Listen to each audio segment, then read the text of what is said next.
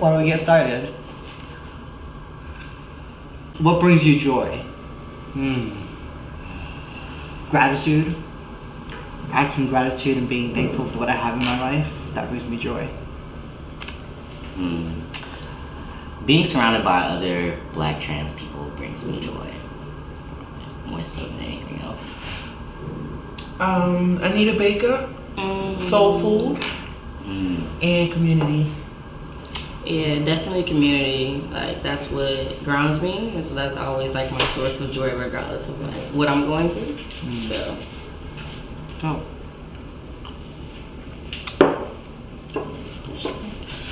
Alright. How have your views on desire and intimacy changed over the years? That's a good one. Baby. That's a good one.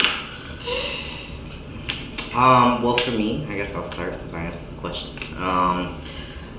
My views of desire and intimacy have definitely changed over the years. Now identifying as like a polyamorous, pansexual person, and really engaging in that type of relationship, it's really made me reevaluate like the ideas around jealousy and around like attachment and like just like ownership and like what a relationship really looks like and needs to look like and all the possibilities. Like for me, I no longer see my love as an hourglass. Like my ability and my love for one person doesn't take away from the amount of love I have for another. You know, it's not something like that. So like I love in multitudes. Like my love is expansive. You know, like I have the capability to love so many people. Equal opportunity. Yeah. Well, I don't know about equal. Right. but you know, there's room for possibility. Right. Most definitely. I think for me, it's interesting because it's flipped. I feel like I was more intimate when I wasn't as desired. And now that I am more desired, I don't want to be intimate. Right. Like my whole life has switched with this whole transition thing. Like I like walking down the street now, like I'm a problem now. Like people be on my body. And like now I have to shift to who I give my time to versus back in the day, no one was really checking for me, but I was getting on like crazy. So it's like my life has flipped upside down.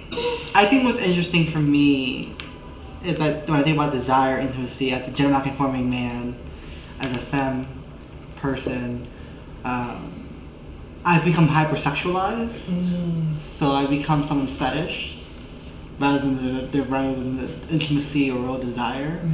And so I have to combat that because I want to be more than someone's fetish. I want to be desired for who I am as a person, not just my looks, but what I bring to the table.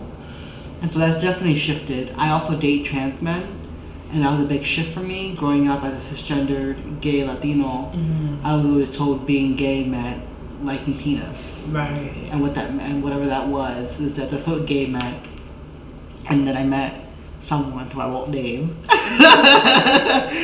I'll call him James. I met James, and that changed my life. You know it's good when you give him a nickname. Right.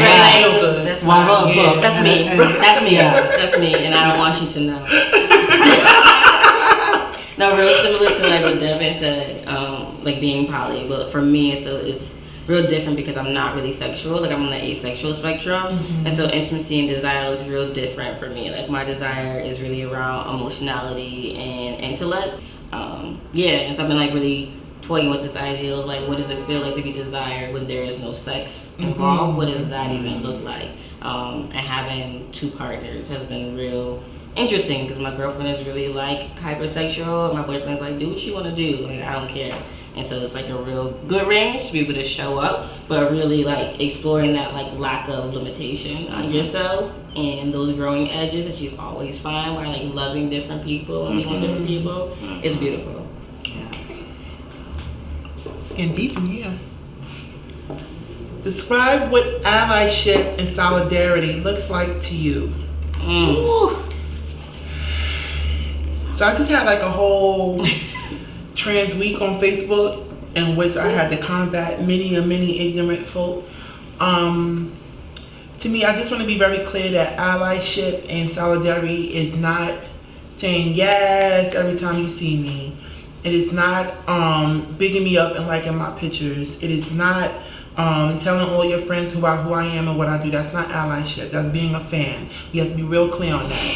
Allyship is you showing up for me in times where it is not always safe for me, whether that be conversation, event, family functions, wherever at, showing up for me when it's not always safe, speaking up for people who walk my existence without me having to ask you to do it. Solidarity is also educating people, so I'm not the one always having to do the labor when it comes to issues with my lifestyle, people who exhibit my lifestyle, because it gets heavy sometimes. So, you know, just stand up because you know it's the right thing to do, not because it's convenient or it's trendy or it's on your local TV network. And I think what's interesting is, like, when we think about allyship, we always think about the dominant group stepping in, but I think internal allyship within the community itself is really important. Kind of stop using the language allyship, because allyship really hasn't done much for me. Like, I need accomplices in the work towards liberation. Yeah, I think for like allyship, for me, I've definitely stopped using the term ally, but I definitely let folks know when they're being a good ally or a bad ally, which is like not being an ally at all, in honesty. But in terms of like solidarity and allyship, for me, it looks like it's things as simple as like if someone's being misgendered, to correct them even if they're not in this space, right? Like, because it's part of how people see people, right? And so like if you're not receiving me in the way that I am, it's not a perception for me, it's a reception. A couple of generations are gonna have to die out before like pronouns just become standard, set what it is. Like, generation's gonna have to die, and we just have to be in that space to take up and to teach and to raise up and to and to just like bring folks more into the center in terms of like normalizing gender and queerness. I'm gonna grab this one. Even though you took my card.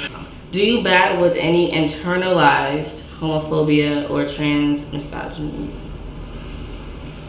If I'm being honest, yes. I think I had to unpack my own internalized transphobia when it came to dating men, right? I had to unpack that. And I also had to unpack my own fear. Before I realized I was femme and came into that understanding and came into my own, I was very femphobic. I was like, oh, you too extra. Like, I thought about my cousin, I don't know. And I love him to death. Like, he loves his lipstick and he loves J-Lo. And I was just like, oh, you're the most. Like, you do it too much. You do it too much. And now I look back and say, he was a possibility model for me. He gave me permission to express myself as a femme person before anyone else knew who I really was. Before I knew I was gay, before I knew I was femme. And so I had to unpack that, especially romantically. I'm in a space now where I honestly unpacked all my stuff. I already moved into the apartment. But I find myself helping others to unpack their stuff. I was like already, before it was like buzzwords, I call it, but I was like, I was doing that work because I felt like I needed to. The universe was telling me I had to. It was your work. Right, to be a light for other people. So like I said in the beginning, for me now, it's just helping other people to unpack their stuff and pointing it out. And like how you said, you know, realizing the internalized homophobia as a young kid and seeing like, wow, I really thought that way because I didn't know, but everything happens for a reason. And if you're actively doing the work, I'm willing to work with you. All right, come on, next card. Okay, right, that got me. Hopefully this is better, because What advice would you give to your younger queer or trans self? I just answered that.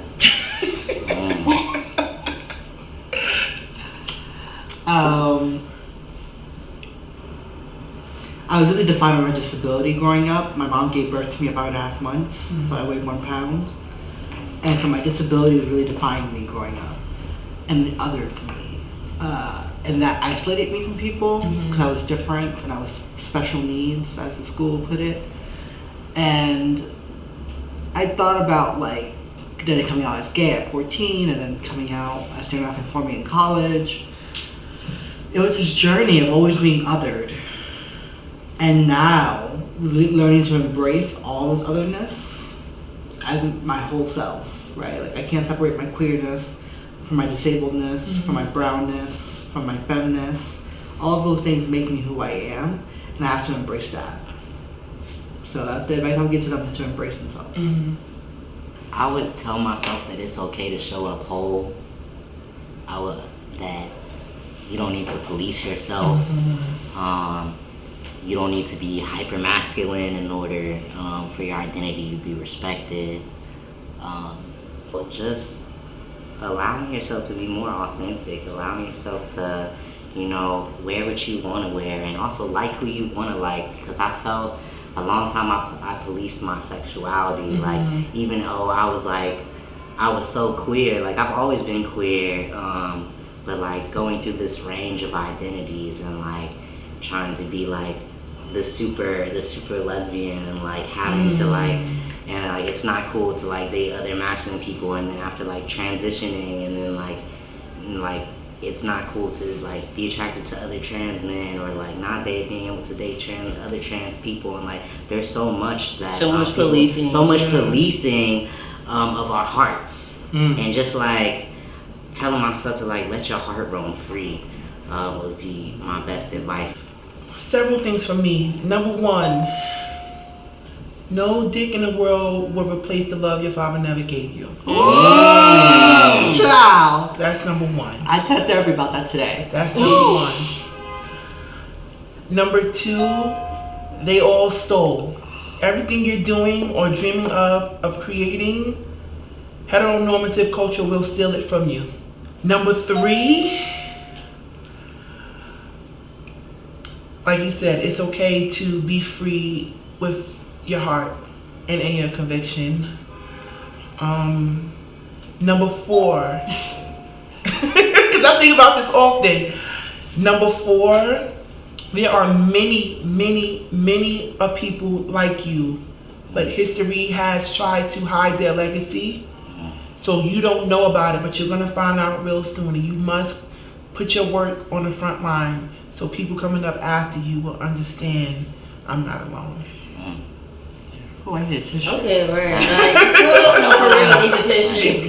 Makeup is about to smear. Hold on, can't let this real fall. I'll jump in and kick us back off. What is the future of gender? What is the future of queerness, Devin? Yeah, funny. The future of gender. For me, like, I would ideally like. We put way too much emphasis on gender, in my personal opinion. Like, I want us to move past gender. Like, of course, like, on one hand, gender is absolutely valid and necessary for a lot of us, and like, but at the same time, I think that a lot of times we confuse gender with gender roles and gender norms, and like all of this stuff gets conflated, and then we don't start recognizing the fluidity of gender. And queerness is a hard thing to unpack too, because then people have different definitions for queerness. Are we talking about queerness as a sexuality, or queerness as a physical identity, as a state of being? Because I'm a queer man, and when I say that, like, that encompasses both my sexuality and my gender. So what do we really get into? I think as we evolve as a society, I think our understanding of gender will continue to evolve and grow and expand. And, queerness and sexuality, I think it already has its day in the light, right? I think sexuality is a lot more accepted than gender identity and trans and gender non-conforming people. And so I don't want to see more trans people of color in the spotlight. I want to see us in the history books. I want to see the future, but we have to tell our narratives, The future of gender is going to be problematic. And the reason I say that is because we're getting to a place now where people understand that gender and sex is not the same thing. Right. And what happens when people come to enlightenment, a lot of legislation follows. So I see a very problematic future for gender. Not to sound all doomsday, but just realistically speaking. But I do believe that queerness will combat that and combat it in a way which those who identify as queer will start to lobby, will start to organize, and will start to put in play our natural human rights. I also at the same time see the problematic side. I see the crackdown. Like we can definitely say that like Trump and the GOP are a response to, you know, trans leadership and the Black Lives Matter movement, for example. You know what I mean? Like you can see the ways in which like pushing things forward, like the transformation of the way that we approach things is also still facing like a pushback, and a huge pushback and a sense of power. And so I think that a lot of the work is going to be an uphill battle to sustaining where we at right now. I think that we're in a really beautiful space to be able to express ourselves and love ourselves. But everybody doesn't have that. I think about, because we live in New York City, how privileged we are to live in the reality of gender queerness and things. That's like normal to a sense in New York City versus like Ohio, versus like Jacksonville, where all these Black trans women have been murdered. And so I think about how much work we have to do. Like there's so much work that's gonna have to be done, but at the same time I'm hopeful. Take this. What we got? What is something you've wanted to know but were afraid to ask?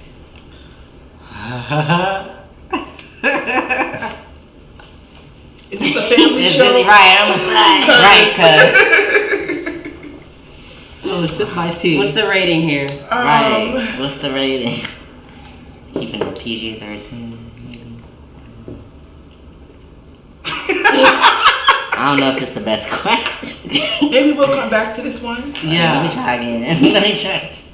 Put it at the bottom. I'll put it. Okay. Anyway, what does it mean to be sex positive? Okay. We got that. Yes. For me, I always label myself as a hyphenated-hoe. I like very, and I credits to my girl Yari. She told me that phrase. I believe in being sex positive in a way that I didn't always believe in as a child. Growing up in the Black community and hip hop and stuff, you know, you're taught, you visually see that, you know, men are allowed to be as nasty as they want to be, but the women are allowed to do nothing unless she's chosen by a man, and, you know, all this misogynistic stuff. So for me, my sex positive mindset comes from me realizing, okay, like this shit is not real. Like all of this stuff, that all these images you painted of, even like as a feminine identifying person, you know, smalling myself to like be like, oh, you know, something my voice, and girl, no, like when I come through, Be loud, say like I have music in my voice. Like I'm not strumming down my sound for anyone. You know what I mean? So like sex positive for me is just, I like you and I want you. How about it? Like either you with it or you're not. Life goes on. I do believe though, with being sex positive, you must be protected, using protection and being honest about your health. How often do you get checkups and stuff like that? I think that's a big point that I want to stress, because a lot of people think being sex positive is just not giving a fuck, but baby, like you need to go get tested. Like, you not shaming anyone's desires or kinks or anything, but some things you have to get not some things, everyone should get tested. And everyone should be safe within their desires. You know, I think for me, I read a book called Slut in college. I studied women's and gender studies, and it reframed what I thought of what it meant to be a slut, or what it means to be a slut. And I think about like how the media portrays people who do sex work and all that as criminals, and I realized like no, they're just surviving. That may be my form of survival, right? Because I have privilege and access to certain things that I don't have to do sex work.